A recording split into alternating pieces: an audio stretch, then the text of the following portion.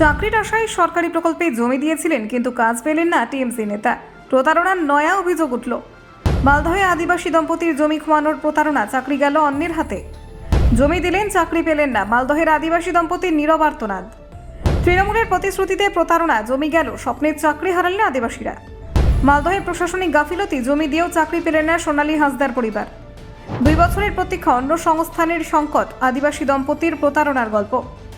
পিএইচির tank বসালেন, চাকরি গেল অন্যের কাছে। মালদহে ভোগান্তি, মালদহে প্রতারণার ঢেউ। তৃণমূল কর্মীর জন্য গেল চাকরি, সাধারণ মানুষ বঞ্চিত। দেখুন ঠিক কি ঘটল। মালদহে আদিবাসী দম্পতির সঙ্গে ঘটে যাওয়া প্রতারণার ঘটনা সাম্প্রতিক সময়ে এক বড় সামাজিক এবং রাজনৈতিক বিতর্কের কেন্দ্রবিন্দুতে পরিণত হয়েছে। ওই দম্পতি জমি দেওয়ার পর দুজনে চাকরির প্রতিশ্রুতি পেয়েছিলেন, কিন্তু জমি দিলেও চাকরি দেওয়া হয়নি, বরং চাকরিটি দেওয়া হয়েছে তৃণমূলের এক সক্রিয় কর্মীকে।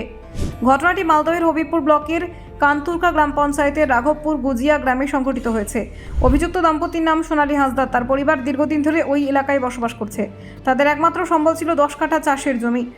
2023 সালে স্থানীয় তৃণমূল নেতা এবং কর্মীরা প্রতিশ্রুতি দিয়েছিলেন, এই জমি পিএইচিকে জলের ট্যাঙ্ক বসানোর জন্য দিলে পরিবারে দুজনকে চাকরি দেওয়া হবে।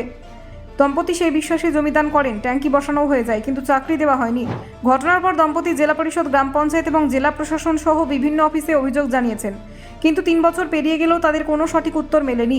তাদের জীবন ধারণ এবং রোজগারের বিষয়টি এখন অনিশ্চিত হয়ে পড়েছে। সোনালী হাঁসদা অভিযোগ করেছেন, প্রথমে তারা রাজিনা মুর্মুর সঙ্গে যোগাযোগ করেছিলেন। উনি তাদের বলেন ডকুমেন্টস আনতে হবে এবং 15 দিনের মধ্যে চাকরি দেওয়া হবে, কিন্তু 1 মাস পেরিয়ে গেলেও কোনো খবর আসেনি। পরবর্তীতে দম্পতি জানতে পারেন তাদের চাকরি দেওয়া হয়নি, বরং তৃণমূলের এক সক্রিয় কর্মী সেই পদ পেয়েছেন। এতে তাদের সঙ্গে প্রতারণা করা হয়েছে বলে দাবি করেছেন তারা।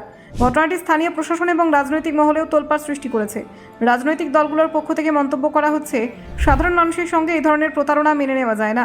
বিজেপি বিধায়ক জুয়েল মুর্মু বলেন, গ্রামের সাধারণ মানুষকে প্রলোভন দেখানো হয়েছিল, চাকরি দেওয়ার প্রতিশ্রুতি দিয়ে তাদের সঙ্গে প্রতারণা করা হয়েছে।